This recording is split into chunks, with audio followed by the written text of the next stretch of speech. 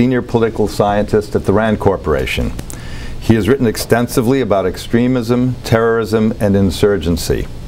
He is the lead author of The Lessons of Mumbai, 2009, Radical Islam in East Africa, also 2009, The Rise of Political Islam in Turkey, 2008, Ungoverned Territories, Understanding and Reducing Terrorism Risks in 2007, Building Moderate Muslim Networks in 2007, Beyond Al-Qaeda, and many others.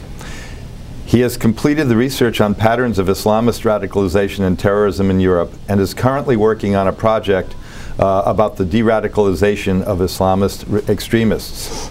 Other works of his include work at the International Institute for Strategic Studies, writing an Adelphi paper, Political Islam in Southeast Asia, and many others. Before joining RAND, Dr. Rabasa served in the U.S. Departments of State and Defense. He is a member of the International Institute for Strategic Studies, the International Studies Association, and the American Foreign Service Association. Dr. Rabasa holds a BA and a PhD in history from Harvard and was a Knox Fellow at St. Anthony's College, Oxford University. Dr. Rabasa will speak to us for about 25 or 30 minutes, and then we'll take your questions. Thank you. Well, thank you very much, and I'm very pleased to be here. I had, come to several events organized by the Rumi Forum, and I went on one of the trips to cultural trips to Turkey some years back. I had also gone to visited other institutes run by members of the Gulen movement in Bosnia, Australia, and other places. So I'm familiar with the great work that the group is, the Rumi Forum is doing, and very pleased to be here. Since there is not a capability to display PowerPoint, and it's always good to have from my point of view, a PowerPoint presentation on things. Because first I spent, as you mentioned, a great deal of time with U.S. government, and everything is done through PowerPoint. And second, it does help in keeping track of the presentation. So I brought my computer and I'll try to display it, to the extent that it can be seen by others. I apologize, that's very slow. Anyway, let me just begin and I'll try to take no more than half an hour in my presentation. Let's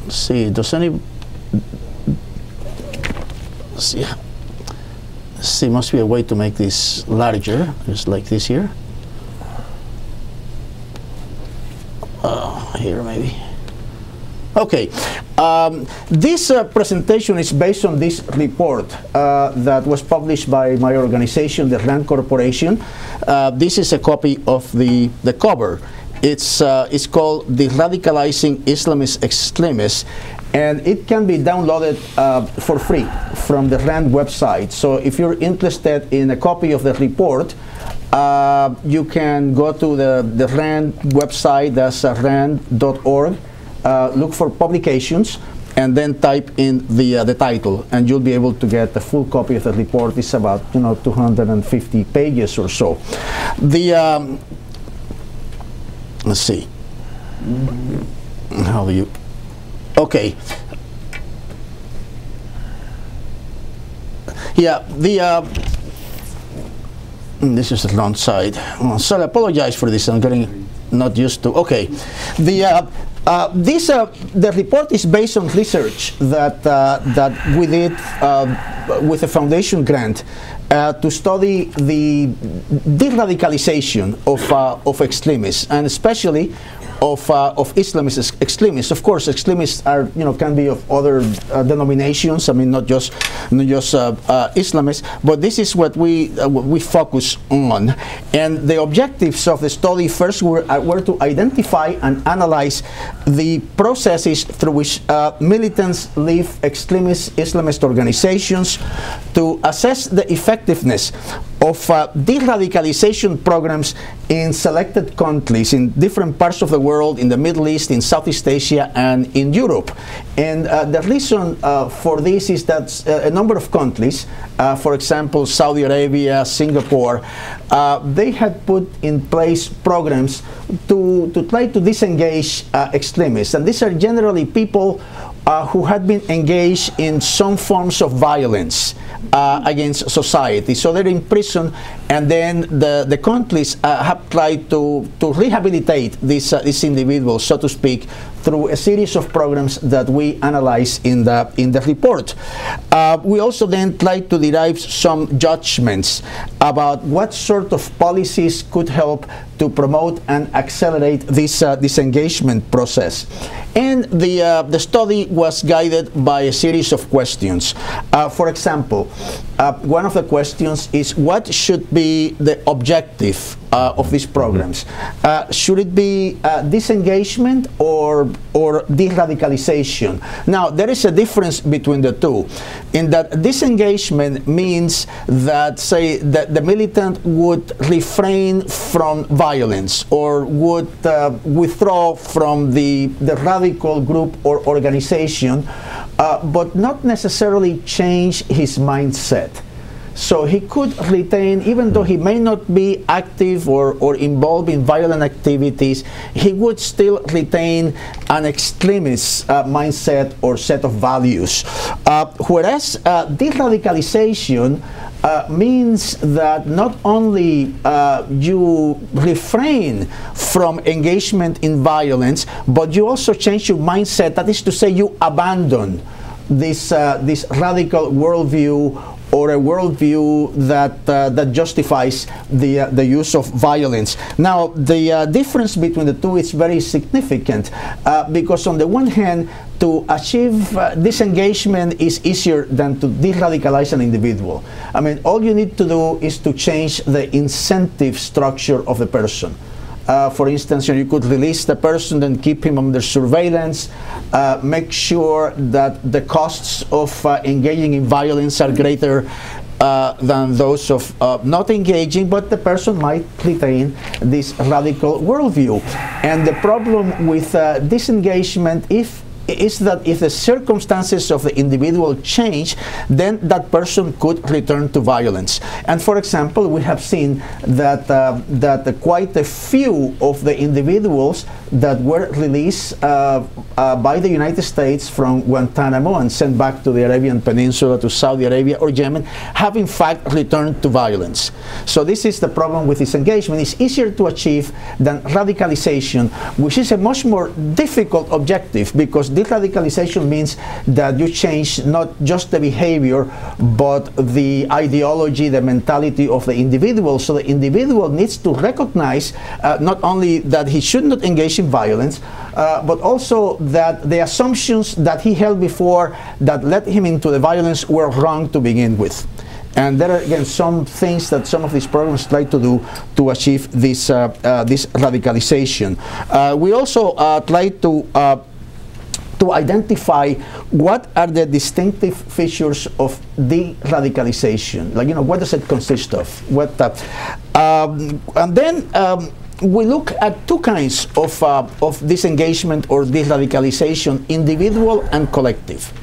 And the difference, again, is very important, is that, and I'll go into that if we have time, into some more detail into this issue, is that individual disengagement or de-radicalization means that it happens at the individual level. In other words, the person decides through a process that we'll describe in a moment to abandon the violence or the radical group. But in collective de-radicalization, what happens is that an entire group or organization decides to disengage. And this happened in the case of the Egyptian Jama Islamiyah, the Al-Jama al-Islamiyah in Egypt, the Egyptian Islamic group. It happened with Egyptian Islamic Jihad, also in Egypt. And it happened in the case of the Libyan Islamic fighting group under the previous Gaddafi regime. And what happened with this group is quite extraordinary, because not only did the groups de-radicalize as a group, but they issue voluminous tomes providing a theological justification for disengagement. And it was not only a matter of their saying, well, we were wrong, we're no longer engaged in violence, but actually they went back to the Quran and the Hadith. They spent years going through the scriptures, and they found theological justifications that allow them to decide that the ideology that they had adhered to before was wrong, and that it was not consistent with, again, with Islamic values. And this is extremely important, because what happens is that, again, I'm getting ahead of myself, but I'm doing that because of the lack of time. What happens is that when a group like that disengages, and especially when the group is led by recognized and prestigious scholars, as in the case of Dr. Fadl in the Egyptian Islamic Jihad, or the leaders of Al-Jama'a al-Islamiyah, what happened is that they question the legitimacy of the extremist worldview. They're not only saying that we are no longer engaging in violence and we are abandoning our previous adherence to this ideology, but they're saying the ideology is wrong and this is why, and then they do it in terms of justifications based on scripture. So that's quite important.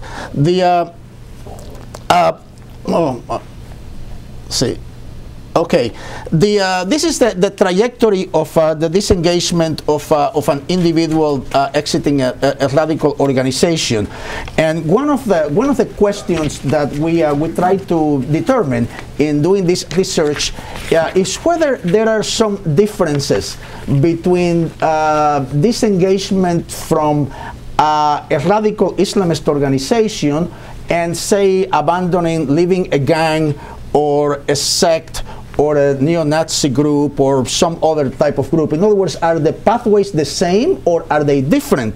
And what we found that there are some similarities and some differences. And first, what happens when an individual, and we're talking here about individual disengagement now, let's go back to the individual level. What happens is that when an individual disengages or leaves a radical organization, it's usually catalyzed by an event that we call a trigger. And a trigger, for example, is a traumatic or emotional crisis that causes the individual to question his adherence to this particular group or ideology. It could be, for example, being arrested. I mean, the fact that if you're arrested and thrown in jail, I mean, that could be pretty traumatic. Especially, for instance, in cases, to go to the case of the Egyptian Islamic group, if you're thrown in jail with no prospects of release, and when you see that the prospects of victory are not very close, and that this is maybe your indefinite fate, this might turn to trigger this kind of emotional crisis. Or it could be a terrorist attack that causes large numbers of casualties. One case of a trigger that I want to mention, just to give you a sense of how this happens, and again, to get ahead of myself a little bit, is the case of Nasir Abbas. And Nasir Abbas was one of the leaders, one of the top leaders of an Indonesian radical terrorist group, Jemaah Islamiyah. He was, in fact, the head of one of the main divisions within this group. And he was not personally involved in the first Bali bombing that occurred on October 12, 2002. But he was arrested in the wave of arrests that followed this, this bombing. He had been engaged mostly in logistical support for the group.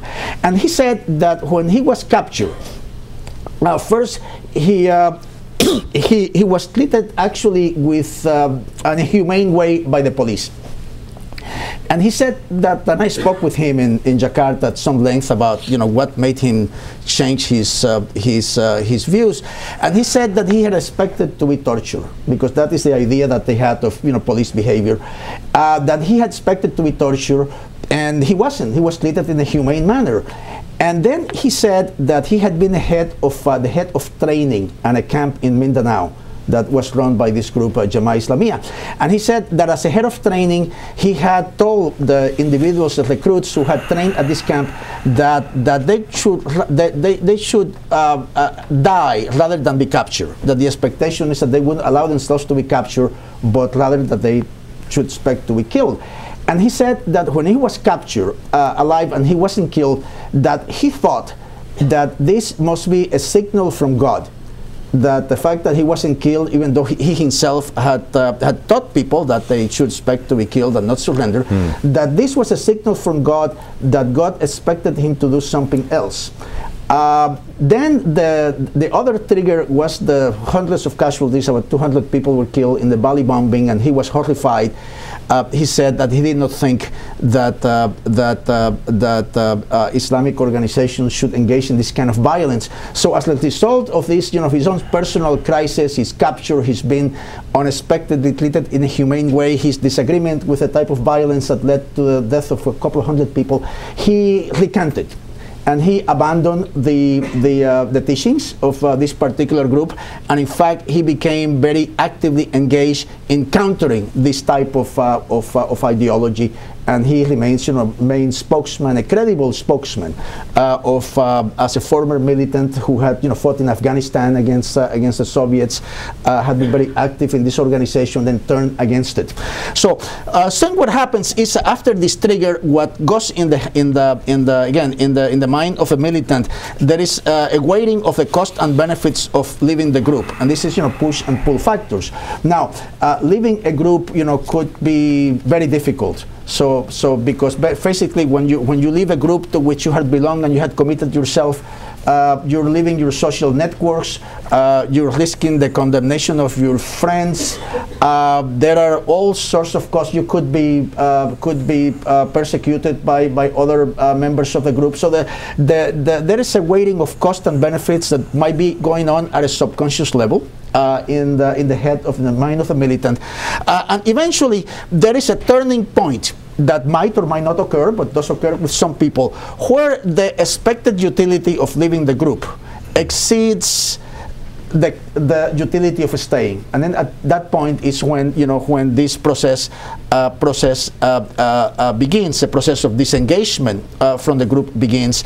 And it's, as we describe in the book, it's a very complicated process, because it's not just a question of changing your mind, but in some cases it is a question of reconstructing your identity. In other words, your previous identity was an identity as a jihadi, now you have to change that. You have to leave it behind, and you have to reinvent yourself as a new person. And to do that, you need, first of all, some support from if you're a prisoner, from the authorities in the prison. They have to provide some incentives for you to move. There is, what we found in many cases is that the involvement of a family can be critical. And in fact, one of the things that the Indonesians say, the Indonesian police that's engaged in supporting this process of disengagement in Indonesia, is that one of the first things that they do is that they try to reunite the prisoners with their families, with their spouses or children or parents. They bring them to them so they can meet, and then they say that they try to remind these prisoners of their obligations as parents and family members and that the support of a family again can be very critical. There is also a need to reintegrate individuals into society by means of finding them jobs. The Saudis have a very elaborate program to find jobs for some of these prisoners, to find them apartments. They even try to get them married, because the Saudis think that if you have a family, you're less likely to become to engage in violence. I don't think that's true, because we have found in studies of extremists, of terrorists, that some of them are married with family, but they think that. They try to find them jobs, even apartments, and so on. And the idea is again to reintegrate it into society. And then we find that there are three kinds of bonds that tie these these militants to the group. One are affective bonds, that is to say bonds of friendship with the other members of the group that sometimes become the individual's family. So those are affective. There are pragmatic bonds in the sense that they may be dependent on the group for livelihood. And there are ideological bonds where the ideology is sort of the glue that holds them together. So to the extent that these bonds can be weakened, then the prospects of recidivism become smaller. So it's a question.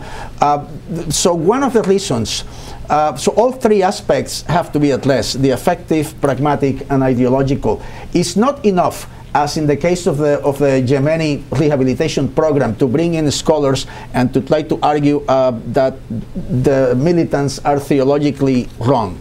Because dealing with the ideological side alone is not enough. You have to give them, again, the means of reintegration into society, and you have to create kind of a new network of support for these individuals. So all of the best programs are the ones that address all aspects of the bonds that tie the militants to the previous group. So this is again, ideology plays a very important role. I mean, some people say, well, ideology doesn't matter. It's all a matter of social networks. It's a matter of friendships and so on. But it does matter, because even though people do not join groups for ideological reasons, because they join them for all sorts of reasons, in the end, the ideology is, again, the glue that holds them together. It provides an explanation for the grievances. This is why things are wrong, is because of the following set of factors. It provides a guide to action, and it motivates and maintains the commitment of the individual and fosters group cohesion. So the ideology can be actually quite critical in the process, but again, it's not enough.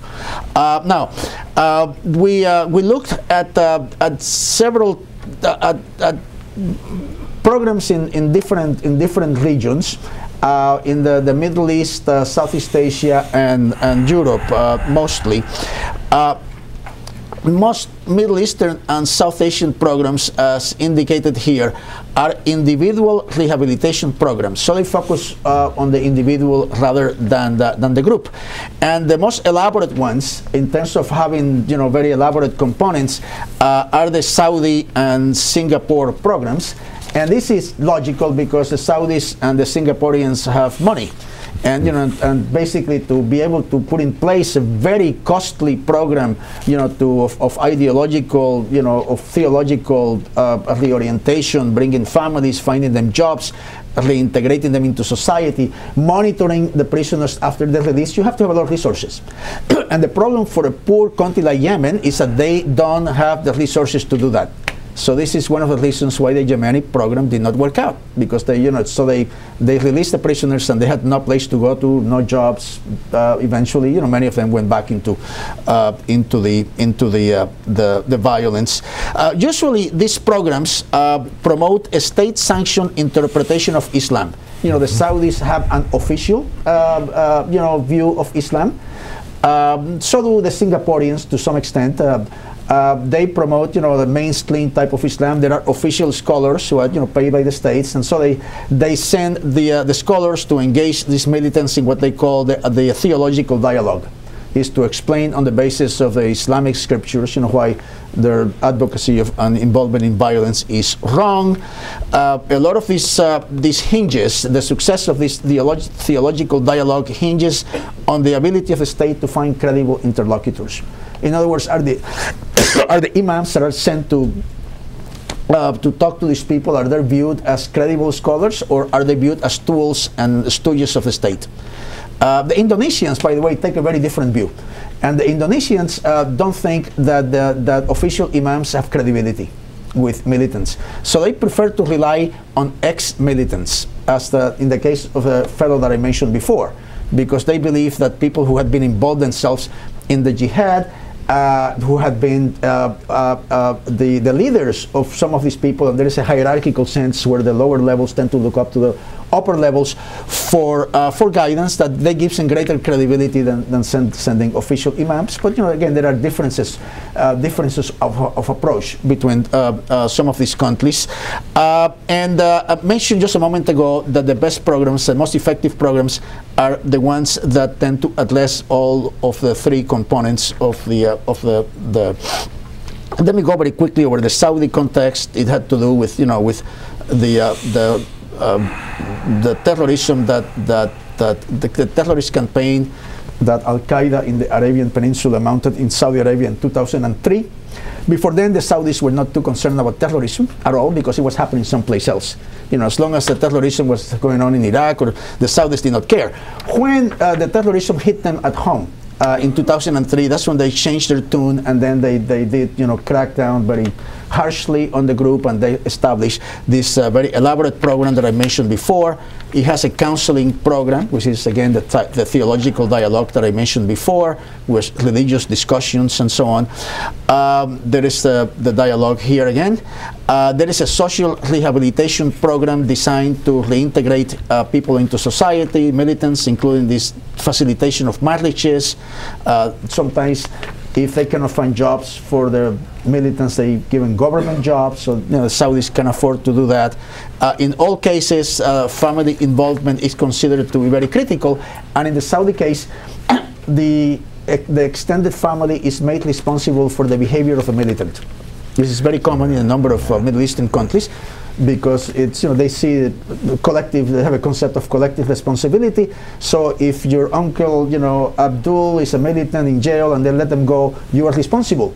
And if he, you know, runs away, you go to jail. So that's a concept that the Saudis use to ensure that, and not just the Saudis, but others, the behavior of a militant. There is some controversy as to the success rate in the Saudi program.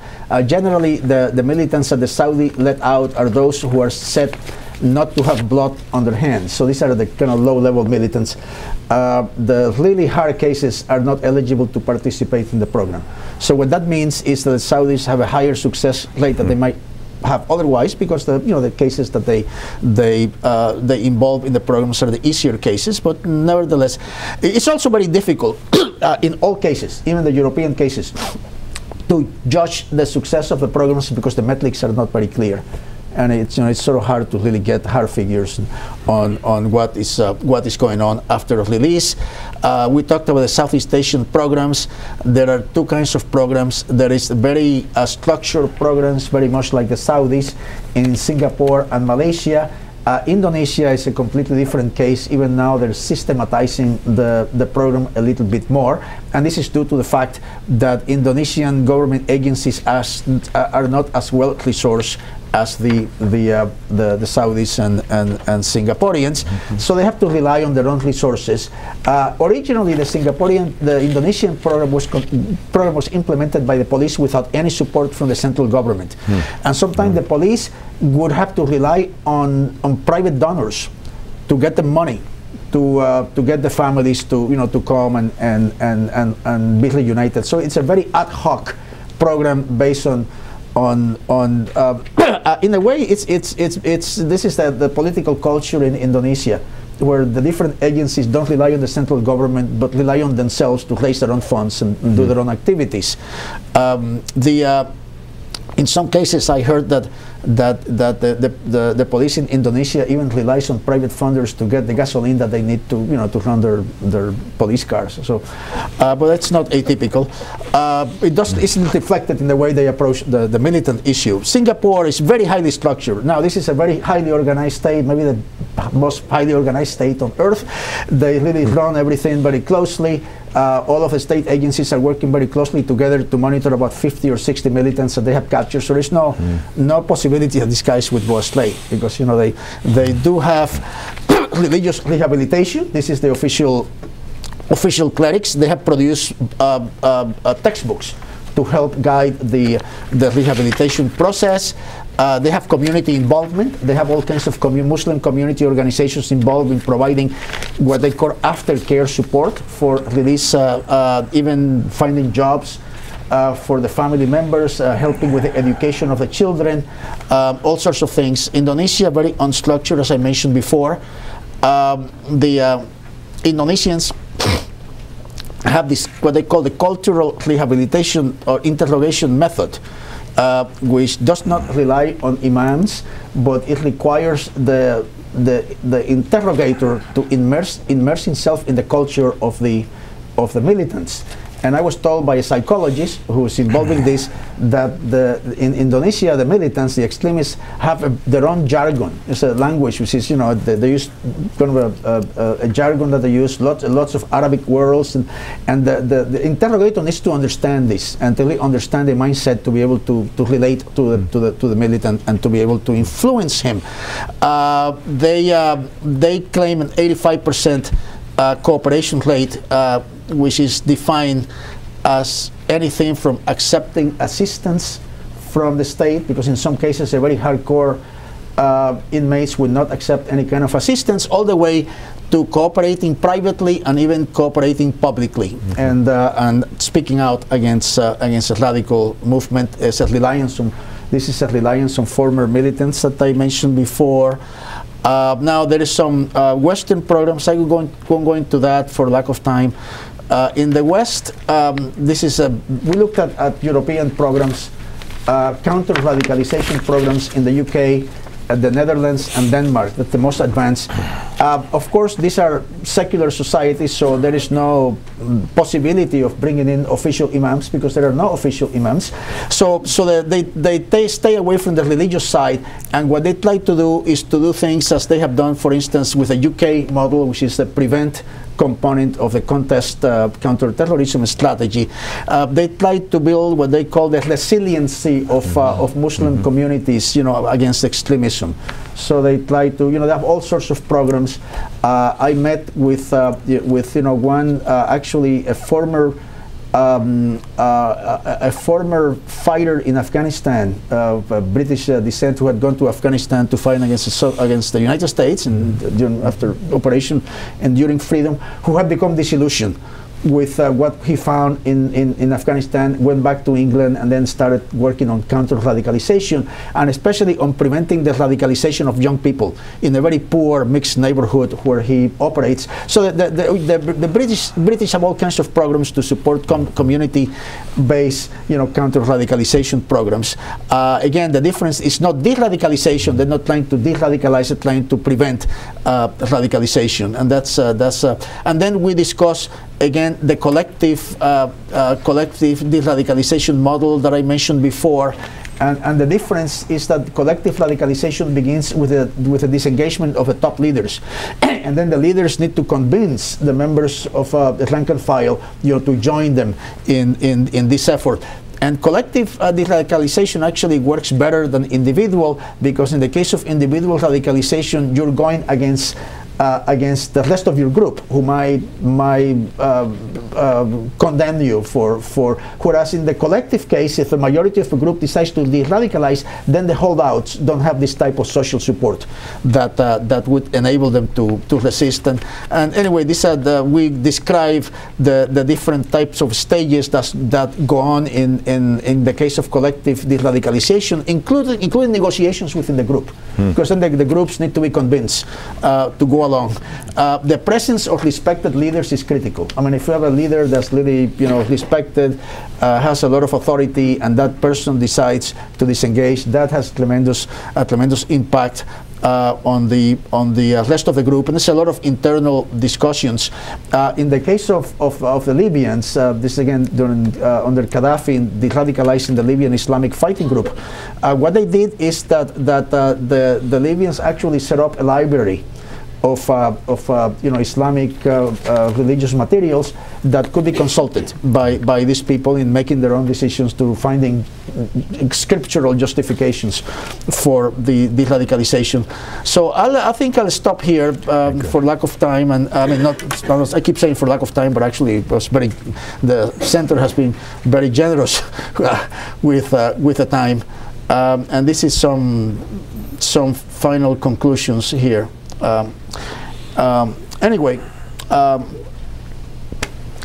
that the processes have to be culture bound. One thing that we found, which seems commonsensical, is that what works in Singapore doesn't work in Saudi Arabia, and what works in Saudi Arabia doesn't work in the UK. Everything has to be tailored to the cultural and social circumstances of the place. The legal frameworks are critical. What the Singaporeans can do, the British cannot. what the Saudis can do, very few other people can, and then that the deradicalization pathways are distinct from the radicalization. Anyway, I'll stop here and then be happy to answer any questions that you may have. In the interest of time, please ask a question rather than make an extensive comment or give a speech. Sir, in back. Thank you for this wonderful presentation. My name is Ahmet Yükleyen. I'm with the Woodrow Wilson Center, and my research project is about Salafism in Western Europe. So I was very interested in your project and wanted to ask, you haven't mentioned, of course, these various groups within Salafism, but particularly the political Salafis. In your research, have you been able to identify whether they actually work as a stepping stone to jihadism or as a bulwark against it? Whereas we know that the apolitical Salafis are very much, within the control of the Saudi regime, and thus largely working for deradicalization, if you will, or working against the jihadist arguments. Thank you. That's actually, you have raised one of the major issues of debate among people who study, issues of radicalization. Very, very controversial issue. Are Salafis a barrier to violent extremism, or are they a transmission belt? And there are, different scholars that take different views. And you find some very respected scholars who would argue that Salafi groups are actually the most effective barriers to radicalization. In fact, this debate played out in the United Kingdom. In the debate over who should be the appropriate interlocutors for the British government in preventing radicalization. And the original British position, which was also the position of the police, was that they wanted to engage with Salafis, because Salafis were viewed as having greater credibility, with a young man on the street than liberal or moderate, more moderate Muslims.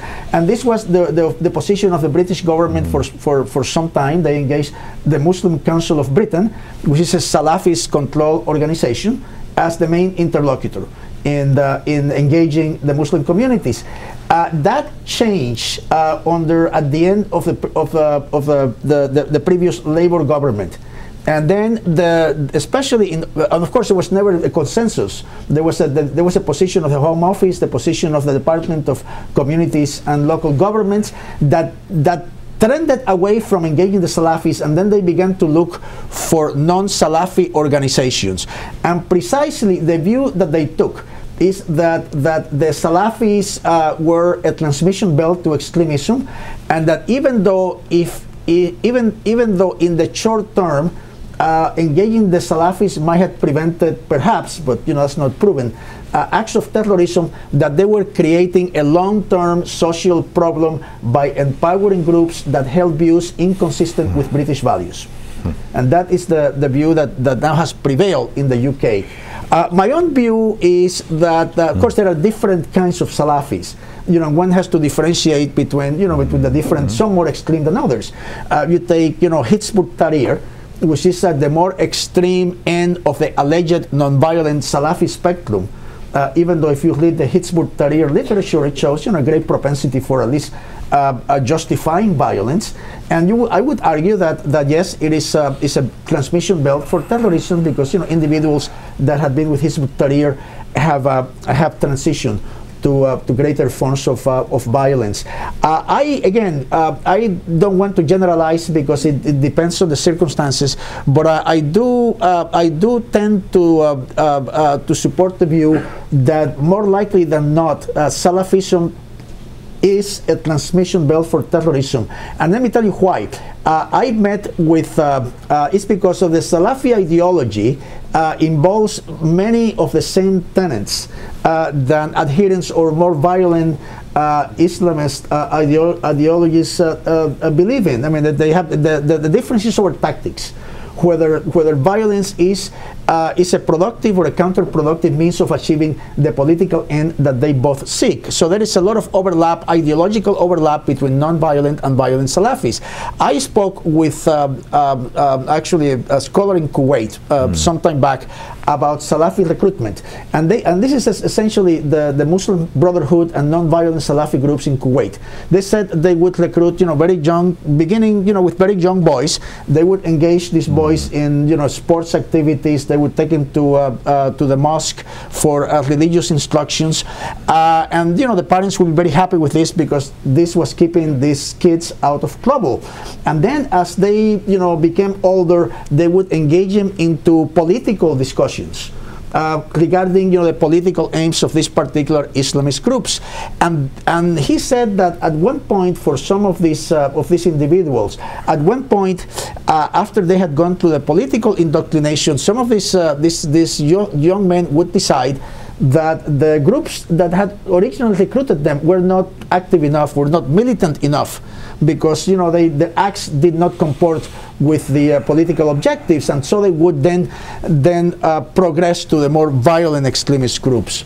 There is many examples of individuals who had been involved in terrorist activities in Europe that began with association with non-violent groups, and then they progress to the more violent. So I think again, this has to be assessed on a case-by-case basis, but I do think that there is evidence to support the view of Salafism as a transmission belt.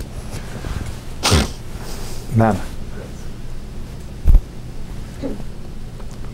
My name is Marina Buehler-Miko, and I wanted to ask you if you looked at any of the faith-based reconciliation programs. I'm thinking particularly of Reverend Brian Cox's work in Kashmir and now in Palestine, Israel, to get at that piece you're talking about, which is change of heart. And particularly in Kashmir, I had the privilege of being with him in the UK when the Parliament had a presentation on his work, and both sides were there, and those are confrontations based on kind of Desmond Tutu's ideas about truth and reconciliation. If you can speak truth to each other, you may in fact get to that point. So I'm wondering if you've done any investigation and study of those kinds of activities. Well, we did not look at Kashmir or Palestine. The focus of our studies were on the specific programs in place in the countries that I mentioned, and these were Indonesia, Malaysia, Singapore, and Thailand in Southeast Asia.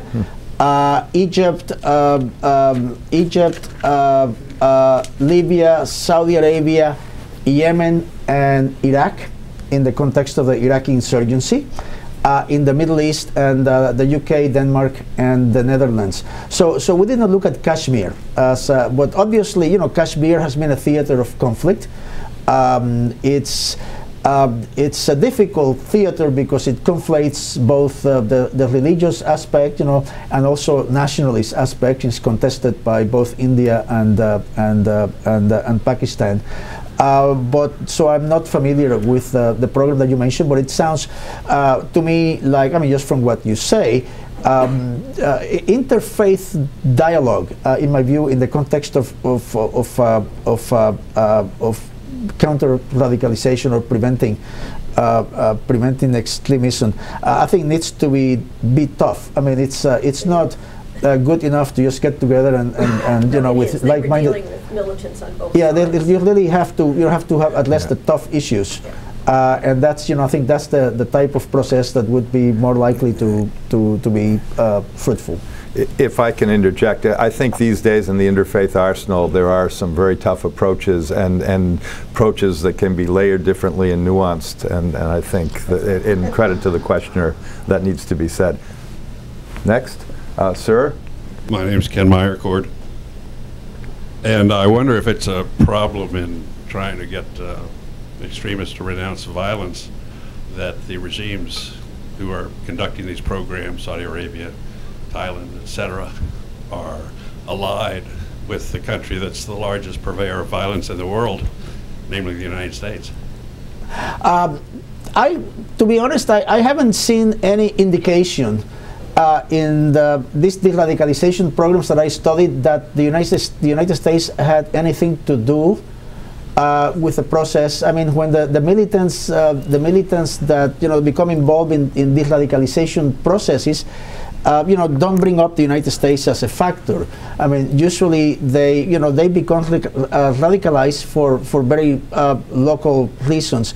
Now, let me talk about the two cases you mentioned, the Saudis and Thailand. In the Saudi case, one of the problems that we identified with the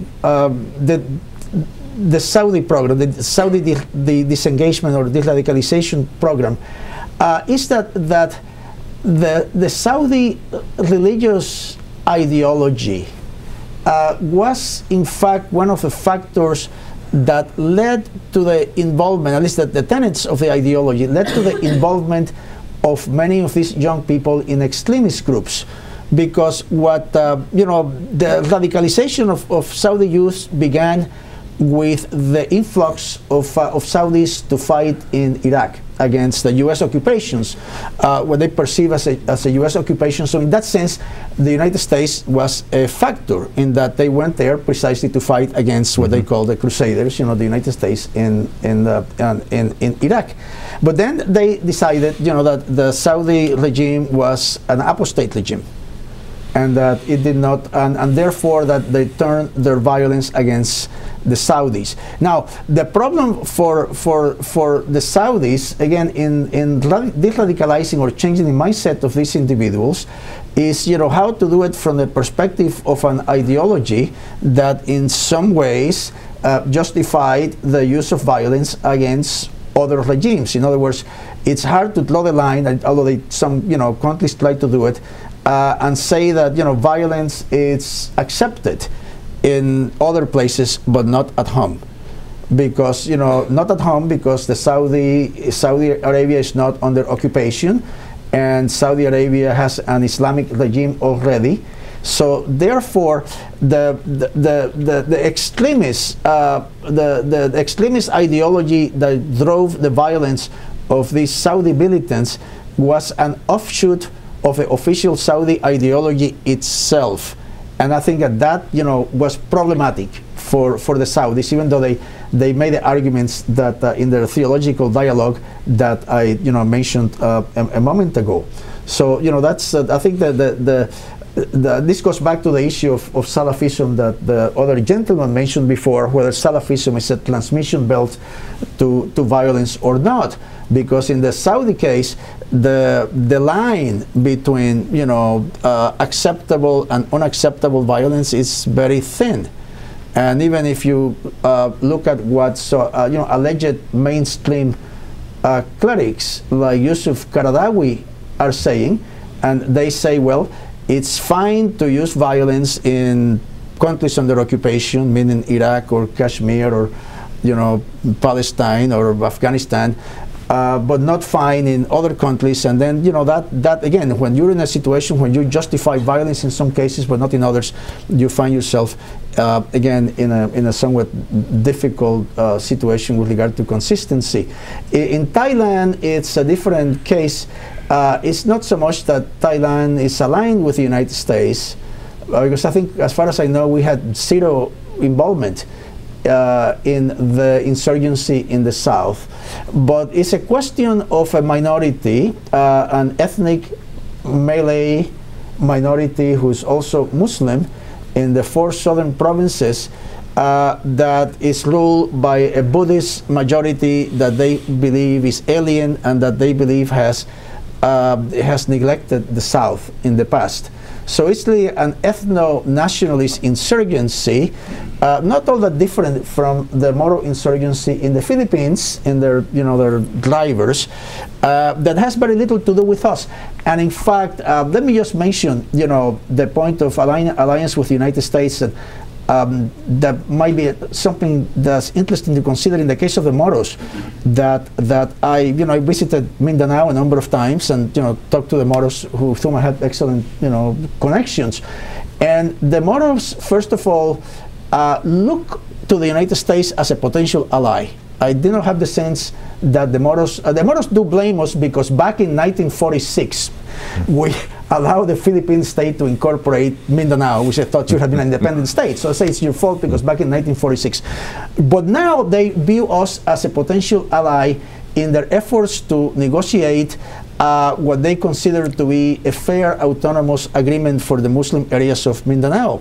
And when I was talking to the leaders of the Moro Islamic Liberation Front back in Cotabato some days ago, the United States has an annual military exercise with the Philippines called Balikatan, where we do good things like building wells, digging wells and building roads and bridges and good things for the population.